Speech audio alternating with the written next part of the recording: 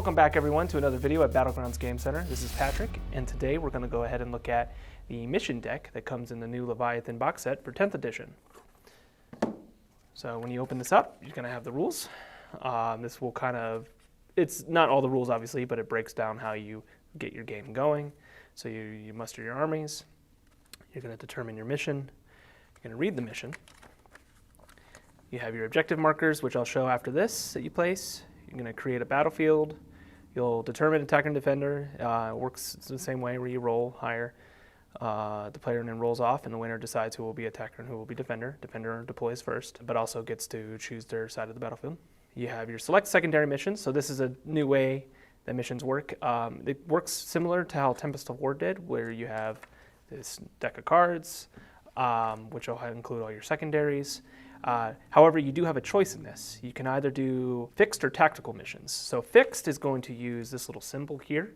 When you see this on the cards, you will choose two of the fixed missions, mission cards, secondary mission cards, and then they were active in every battle round during the battle, so you can score on those every battle round.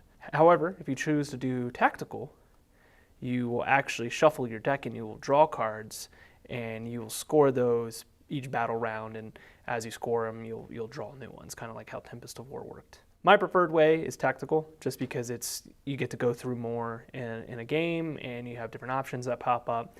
Now, of course, sometimes you might run into a situation where you just can't do that mission, but you can get rid of the cards at the end of your turn, I believe, and then you could also spend a CP once per game to get rid of one and draw a new one. Declare battle formations, deploy armies, determine first turn.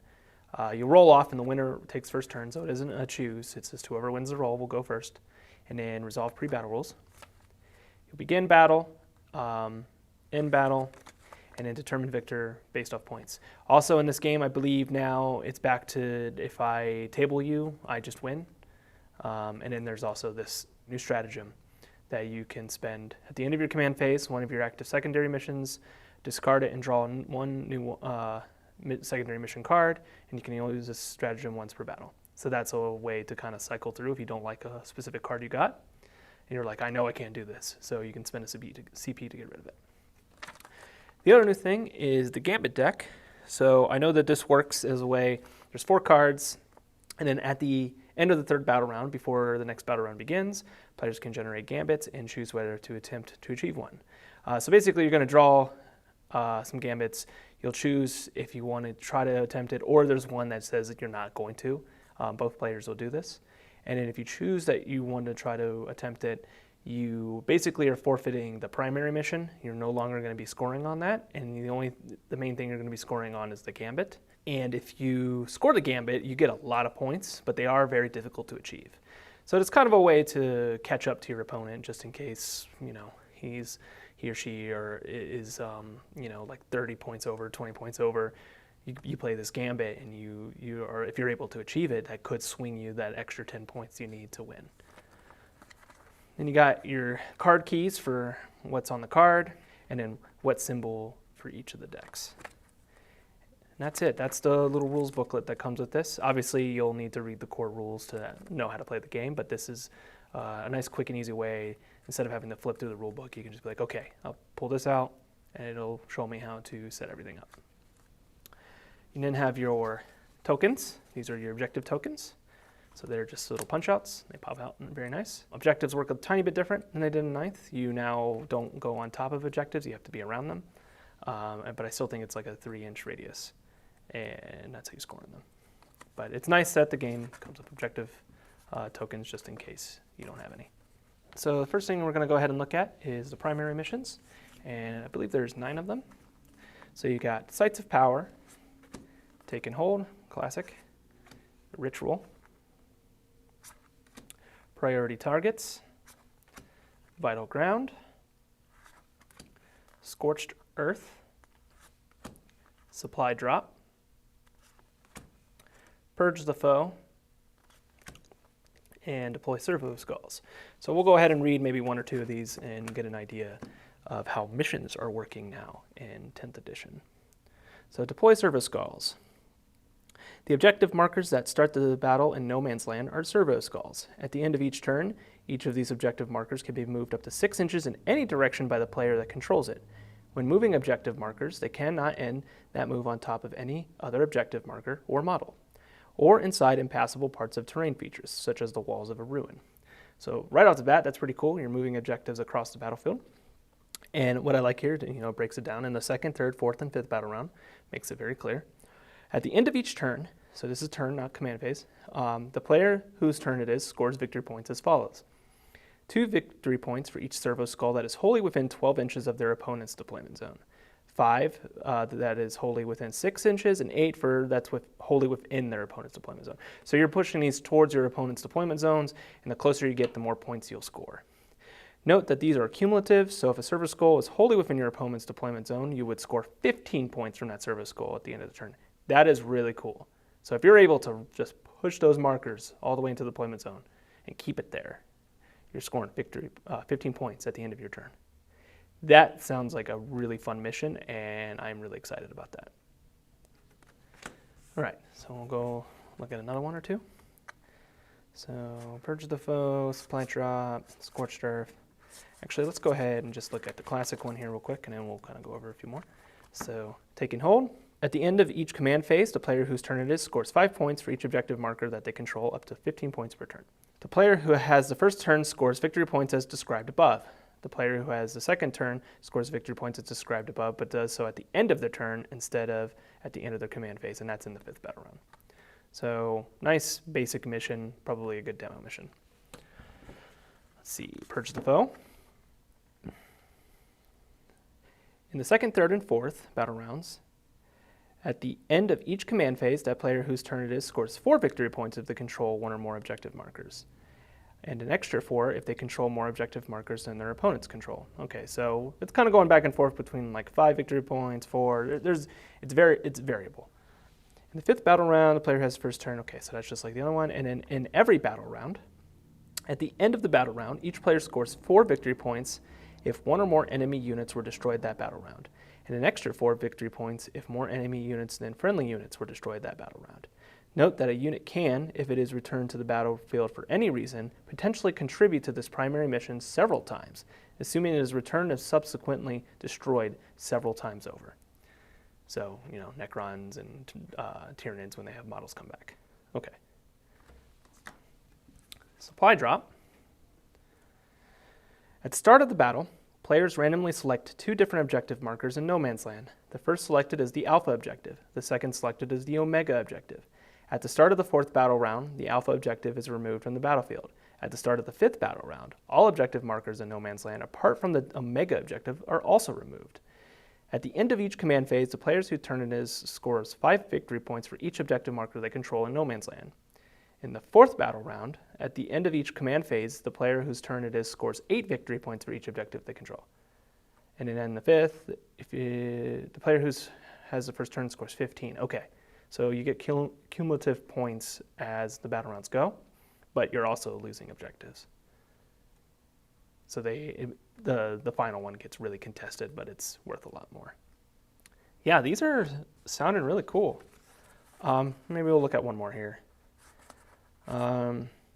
Here, we'll look at the ritual. When setting up the battlefield, remove all objective markers in no man's land except the one closest to the center of the battlefield. Interesting. In each player's shooting phase, the players whose turn it is can select 1 unit from their army that is not battle-shocked and is eligible to shoot. Until the end of the turn, that unit is not eligible to shoot or declare a charge. At the end of that turn, the players whose turn it is can set up 1 objective marker wholly within no man's land and within 1 inch of that unit, provided it can be set up exactly 9 inches from one other objective marker and not within 6 inches of any other objective markers. In the 2nd, 3rd, and 4th battle round, at the end of each command phase, the players whose turn it is scores 5 victory points for each objective marker in no man's land they control, up to 15. Okay, and then in the 5th battle round, you can score as above. Okay. Yeah, these seem like a lot of fun. I'm really excited to get playing with these. All right, so those are a chunk of the primaries. We're not going to go through absolutely every single one of them because you guys will be getting yours very soon. But I kind of wanted to give you a taste of what you can expect for the primary missions. So next we have mission rules, I believe. Yes. So Tempest had something like this where you would also draw a mission rule, which would basically alter the mission in some way. So like Chilling Reign, this doesn't do anything extra. It's just a little bit of fluff, and it's just a random card you can draw.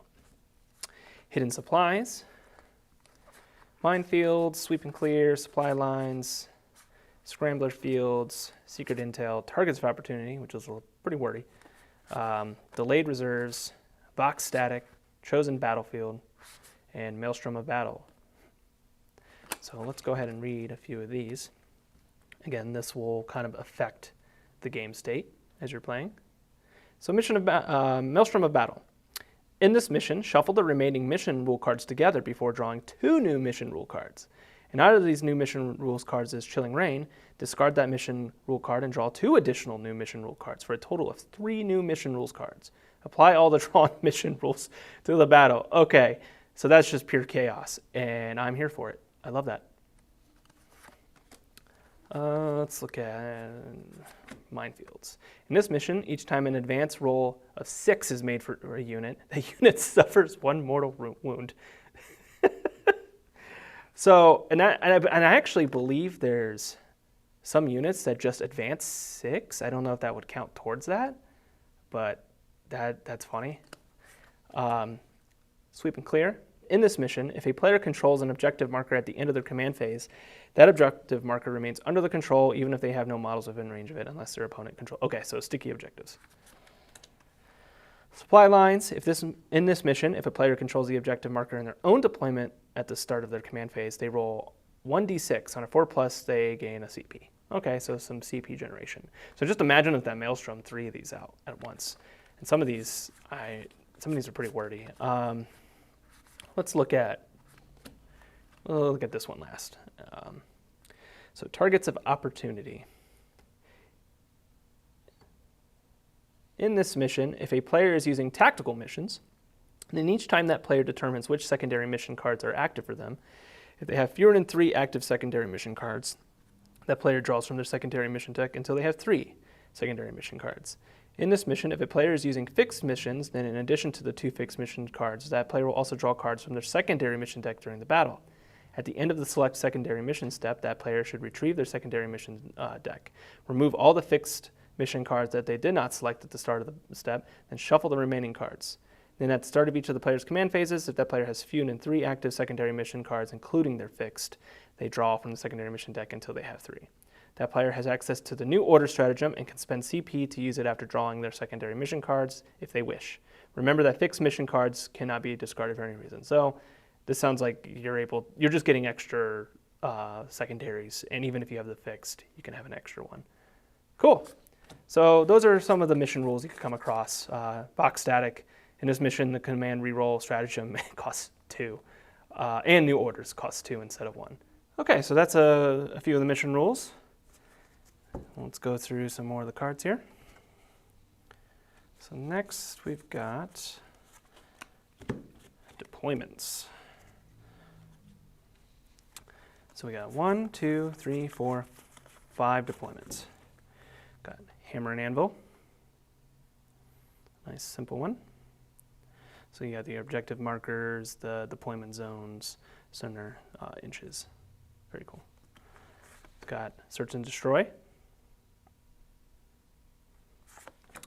Crucible of Battle,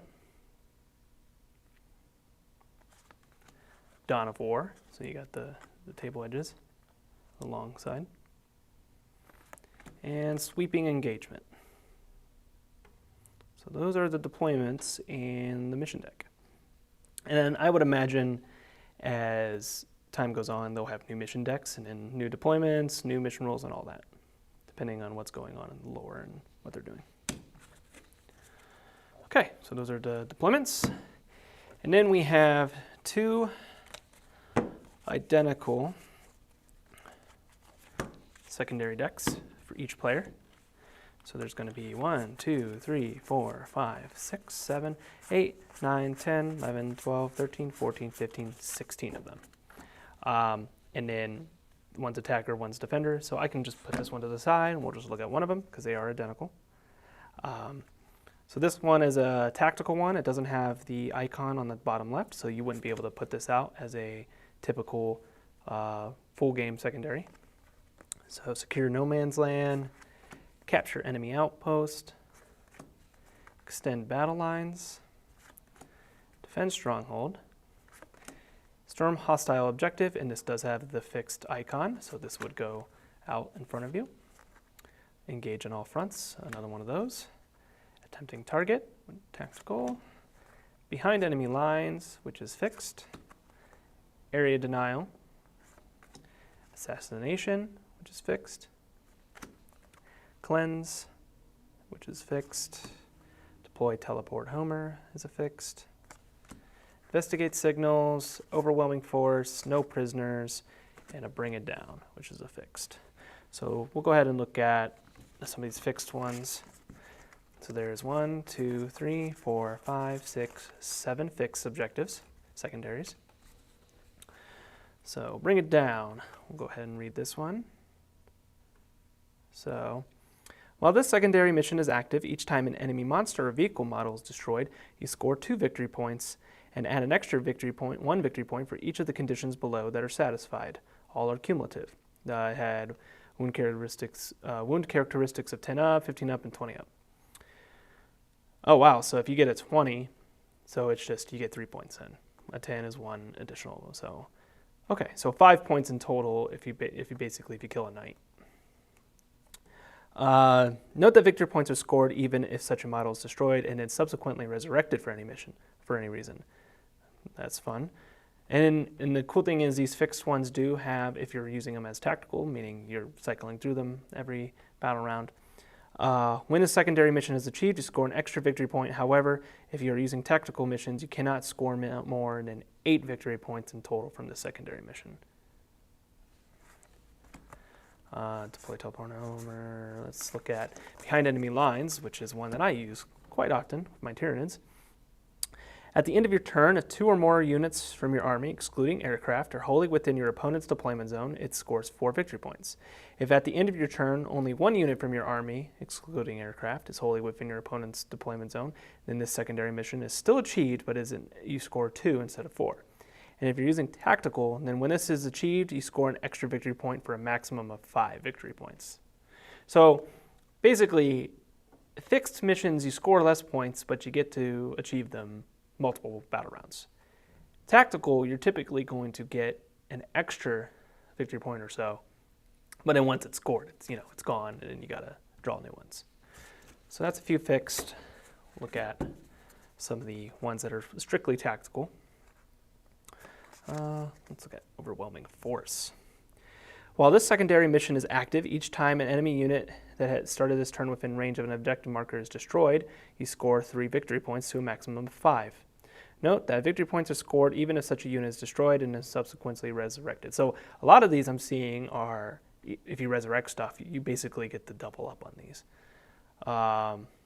And then if you score any from this during this turn, at the end of your turn, the secondary mission is achieved. So during your turn, if you score it, it's achieved, and then it goes away, and then you'll be drawing new ones. No prisoners. While the secondary mission is active, each time an enemy unit is destroyed, you score 2 victory points. So for the whole battle round, if you kill a unit or destroy a unit, you just get 2 victory points up to 5. That's pretty simple compared to what it used to be. And if they get resurrected, you can score it again. Area denial. So at the end of your turn, if 1 or more units from your army, excluding battle-shocked units, which battle-shocked is clearly going to be a very big thing in this edition, are wholly within 6 inches of the center of the battlefield, and there are no enemy units within 6 inches of the center of the battlefield, this secondary mission is scored for 5 victory points.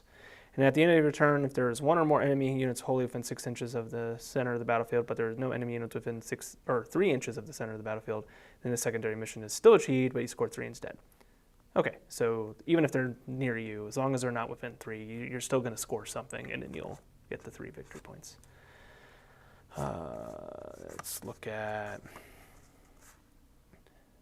a classic one here. So at the end of your turn, if you control 2 or more objective markers in no man's land, you score 5 points. And then if you only control 1, you get 2 instead. Awesome. So there's tiers to it. And then again, it goes away. So these seem pretty typical. They've definitely changed them around, but they sound good. So that's the secondary decks, and like I said, there's 2 identical ones for an attacker and defender.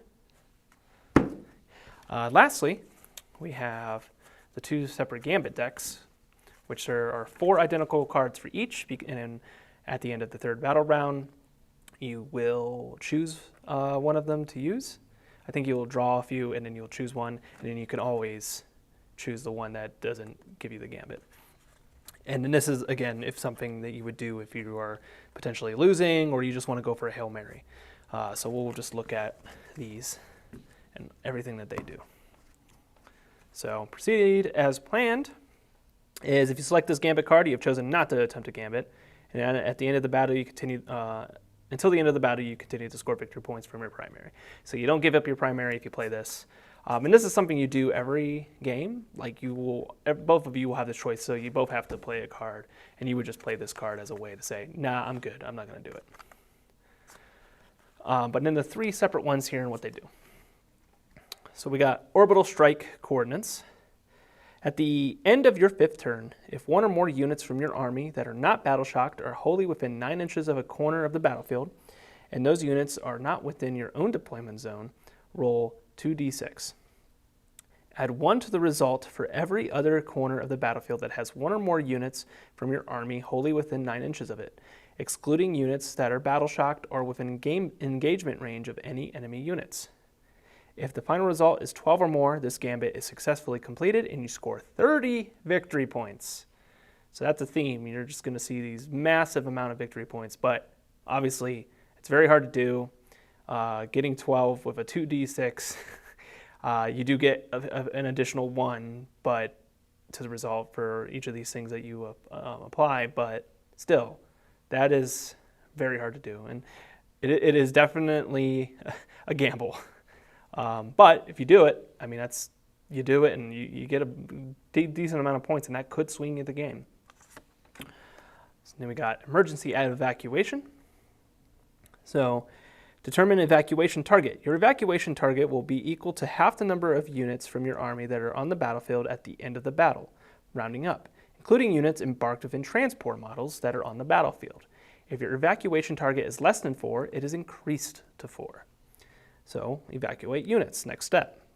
At the end of your 5th turn, roll 1d6 for each unit from your army that is wholly within 6 inches of the center of the battlefield, subtracting 1 from the result if that unit is battle shocked, and then on a 4 up, that unit and any units embarked within it are marked for evacuation. And then you determine success. If the number of your units that are marked for evacuation is greater than or equal to your evacuation target, this Gambit is successfully completed and you score 30 victory points. So at minimum, you need to get 4 units to be within 6 inches and then roll a 4 up. And then if they're not battle shocked. And if you do that, you complete this Gambit. So you're just running to the center and trying to survive and get out of there before your units get annihilated. And you have to have 4 units with a 4 up at minimum. Interesting. And then finally, delaying tactics. Determine distraction target. Your distraction target will be equal to half the number of enemy units that are within engagement range of 1 or more of units from your army, rounding up, at the end of your 5th turn. If your distraction target is less than 4 and it is increased to 4. Okay, so that's similar to the other one. Distract enemy units. At the end of your 5th turn, roll 1d6 for each enemy unit that is within engagement range of 1 or more units from your army. Add 1 to the result if that enemy unit is battle shocked, and subtract 1 if 1 or more of the units from your army that are within engagement range of it are battle shocked. On a 4 up, that enemy unit has been successfully delayed. And in Gambit success, if the number of enemy units that have been successfully delayed is greater than or equal to your distraction target, this Gambit is successful. So it's similar to emergency evacuation, but it's dealing with your enemy units. Those are definitely hard to do. I mean, they should be, considering how many points you get from them. So I am very interested to see how many people will be running Gambits each game, if at all. It is an interesting system, but we really don't know until we start playing and see how it goes. So cool. So that is all the cards you get in the mission deck from the Leviathan box set. You get objective markers, and then you got your rules as well. And you got a nice big box to put them in. Thanks for tuning in to this overview of everything that comes in the mission deck for the Leviathan box set. We'll have more coverage in the future, and if you'd like to stay up to date on everything Battlegrounds Game Center is doing, go ahead and like and subscribe to this channel and follow us on our Facebook. I'm Patrick, and until next time, see you later.